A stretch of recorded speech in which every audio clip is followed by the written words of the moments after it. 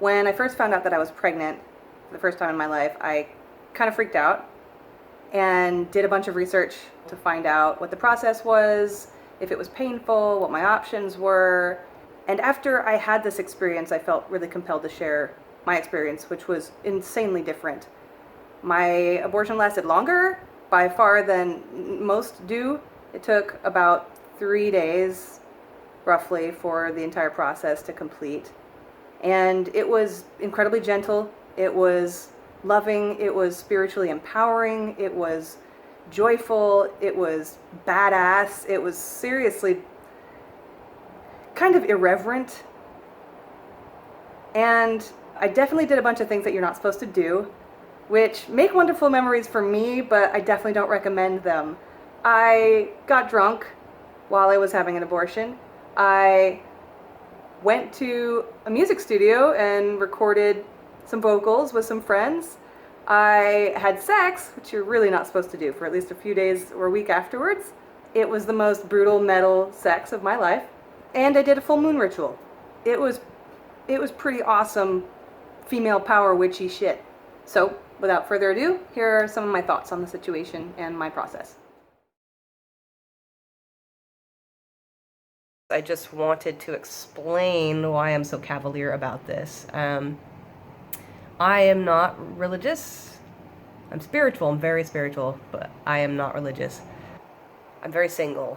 So there's no like long-term partnership that makes this emotionally complicated from a relationship perspective. From a scientific perspective, it's pretty cut and dry. So yeah, I hope my attitude helps other people feel more lighthearted about it, because I think in my head this was easy and clear cut. And over the 24-hour period from when the pregnancy test came back positive and when I started to feel okay about it, I was fine by default. And then just slowly it felt like the entire world crept in. Like there's spiritual baggage and political baggage and cultural baggage and all kinds of stuff, like other people's baggage. Fears about taking the pill and the pain, fears about whether I should tell the person or not, and if they'll react and how they'll react, and if they'll try to make me keep it, and things like my mom's freaked out about certain things, and my friends were concerned about other certain things, and some people were like, well, you have to tell him, and some people were like, you don't have to tell him, and people were like, oh, are you really, oh God, are you okay? Like, I know a lot of people like really freak out about this, and it's like, the more other people freaked out about it, the more I was like, ah, God, this is supposed to be not a big deal. Why are you making it a big deal, you know? So, it doesn't have to be a big deal. Yeah, the procedure is a bit freaky. Both of the medical and the surgical abortions are a bit freaky. I mean, I have a feeling one's no worse than going to the dentist, and the other's no worse than, a really bad period. So, something that came to my mind within the first 24 hours was I need to really trust the way that I feel about this for me, because in my opinion, this is deeply and solely a personal decision and a personal experience. I am the only one that has to go through this, no one else. So it was really important to me to just listen to how I felt about it and kind of like tune everybody else out. And in doing so, I kind of found my own spiritual take on it. And I'm a very scientific, spiritual person. They are one and the same for me. And so when I say what I'm about to say, I say it because I believe in self-hypnosis, and I believe in neurohacking, and I believe in the power of our thoughts to affect how our body behaves and how we feel. So when it occurred to me that this was something of a sacred act for me as a woman, even a woman with gender complications, gender confusion, this could be seen as a very sacred act of taking one's power, of standing in one's power, of ownership over one's body and one's choices and one's behaviors and one's decisions and one's path in life, one's happiness, one's well-being. It's a sacred taking of agency. And this is a theme that I've had very strongly in my own emotional journey for my entire life. I feel like this is kind of a ritual of sorts not to necessarily manifest anything, just to kind of celebrate and be grateful for. I'm grateful for Planned Parenthood. They have been absolutely amazing sisters. So yeah, I just kind of wanted to say, I don't know if that resonates with any of you. I didn't see that on any fucking video on YouTube. Actually, every video I found on YouTube was just upsetting and disappointing and a bummer and stressful and scary. And that's why I decided to document this, because if you need someone who's been through this to be like, it's okay to feel the way that I feel. It's okay to feel chill. It's okay to feel absolutely no guilt and no shame. It's okay to feel calm and to need to create that space and to have control over that calm space. You got it.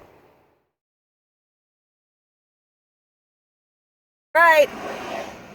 I'm going to get my first ever abortion. Ba-da-ba-da-ba-da. And this is my friend Kelly. I like how you say first abortion like like you're anticipating more.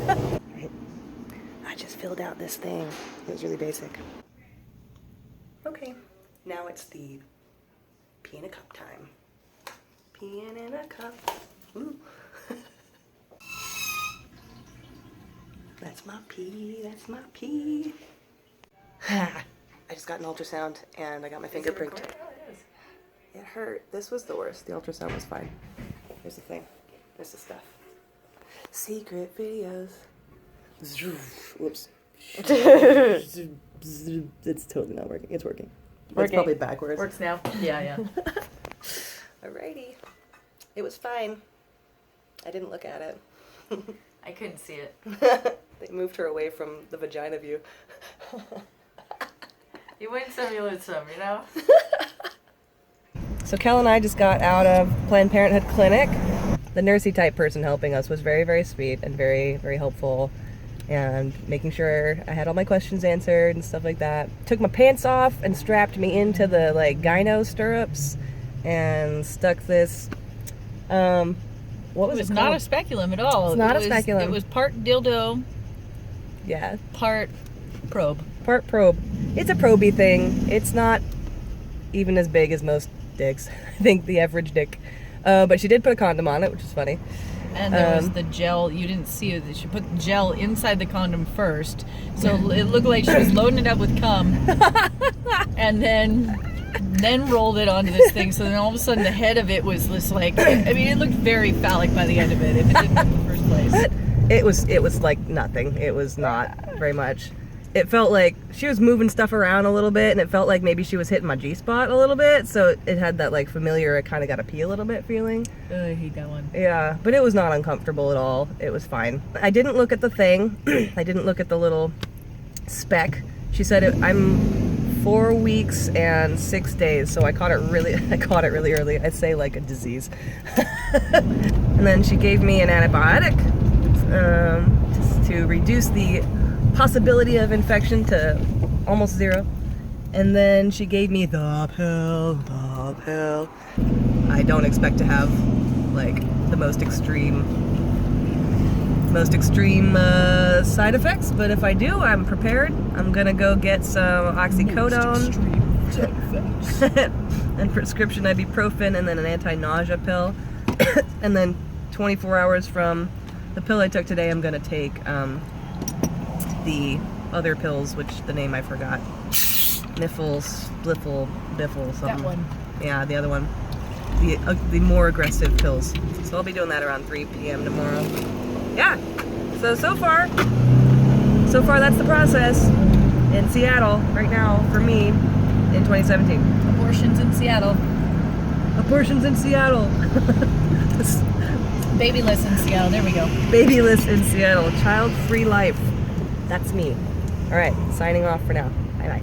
I ate that, I ate the first pill and the antibiotic on an empty stomach, so I'm feeling a little cruddy. I'm probably going to have some soup. Hello. Watch some happy, feel-good telly with pretty boys. We've done a lot of biking together. It's a tough life being somebody famous, isn't it? It's so hard. And take lots of naps. I don't expect anything interesting to happen between now and 3 p.m. tomorrow when I take the more aggressive pills. So, yeah.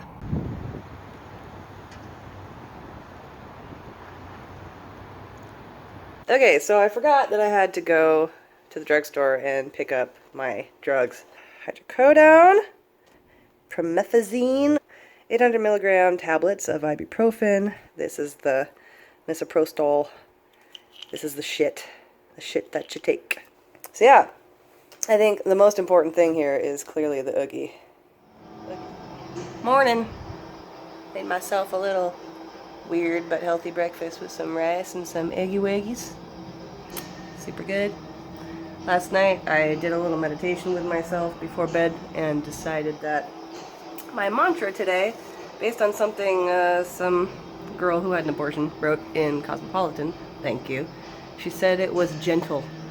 So gentle is my mantra today and has been since last night, and I feel a lot better after having read that article like 3 times.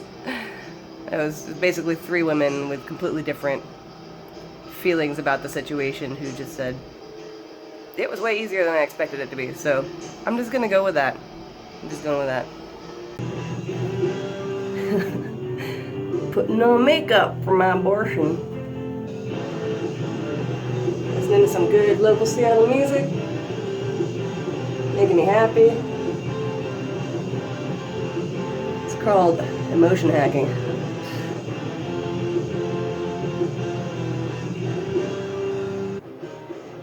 Do I look ready? Treat yourself. It's half an hour before I take my misoprostol tabs, so I am taking my painkillers and my anti-nausea med. In half an hour, I will take the official abortion pill. It's probably going to take a half hour for them to dissolve and an hour to kick in total. So my mantra since last night has been just gentle. Gentle. Gently. Gently. Here we go. And I have been pretty zen since then. I've been really, really calm and, yeah. I feel dumb, but in like a warm and fuzzy way. Half a codeine. I am high. Oh, hydrocodone. Is it the same thing? I don't know. Nothing exciting has happened. Got some mild cramping. Normal period stuff. Like mild. My cramps are usually bad. Like, gonna die bad. So, I'm gonna watch some Once Upon a Time and lick my screen. Okay. 2 hours after fully swallowing the misoprostol. Barely any cramps, on and off. Still kind of high. And finally starting to see some of that like first brown blood happening. Still bleeding just a very little bit, like not even anything showing up on the maxi pad bleeding. Starting to get some more intense cramps, I guess. Starting to feel a little bit more like my period cramps when I'm like, meh, meh. This thing better fucking happen tonight. Just get out of me. Okay. So I didn't document much today because I was on the run. Robert's being a douche. Robert's a douche. No, just yeah! Yeah! And there's one other thing you do at the end. You go, they're all the same!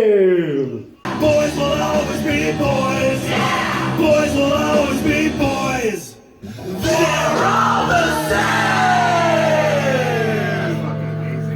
Isn't that nuts? So this morning I woke up with no cramps and almost no blood on my maxi. And I was like, this didn't work. What if it didn't work? What if it didn't work? I called up Planned Parenthood and they called me back and said, banana, maybe we'll call you in. And I went in and they did the ultrasound again and the nurse said, banana. Waited a half hour, the doctor came in and she said, the pregnancy tissue is gone, so I'm sure you're fine, but there's still a fair amount of blood clotting up in your uterus And if that stays there, it could get infected. So I would suggest that you wait a couple days, wait until Monday, and then if you haven't seen a fair amount of blood or clotting come out, then maybe you should take another $550 pill. Take the misoprostol again. Misoprostol, I don't know. Anyway, so I was like, you're a smart woman. I'm going to wait until Monday and see how this goes. And interestingly, after the 24-hour period, after 3 o'clock today, it's almost midnight. So it's like a day and a half almost. There has been a fair amount more bleeding and blood clots coming out. Not a ton, not like gushing, definitely not more, like less than a period significantly. But again, I'm only at 5 weeks. And she said it makes sense that someone so early in the game would not have a very strong reaction. So, if everything I've been told is true, and everything I'm guessing is true, my abortion was painless and easy and absolutely gentle. She also told me that wine relaxes the uterus, so I should have a glass of wine. So I had a glass of wine and 2 tequilas. Just saying. And that's my cat. What's up, Hal? This is unpredictable and weird, and the outcome can change over the course of 48 hours, and she said this might take 1 to 5 days. So a lot of the stuff you read on the internet and see on YouTube is not completely thorough, shockingly. Love yourself. Everything's going to be fine. After all that, I stopped documenting, and I actually believe I bled for 2 more days before it slowed down to a sort of dribble of, like, spotting of brown blood. During this time, I definitely had sex, as I mentioned, and really should not have, and definitely got drunk, as I mentioned, and really should not have, but it was really good. I had a great time. Don't do that. And yeah, I'm just so grateful for this entire experience. So again, I recognize that other people may have a completely different experience than me based on their personal beliefs, their spiritual beliefs, their personal desires, their relationship, or who they had to deal with during this process. But I'm really hoping for the lighthearted, empowering, rather beautiful experience that I had for a lot of other uterus having people. Wishing you all love and good vibes. Bye.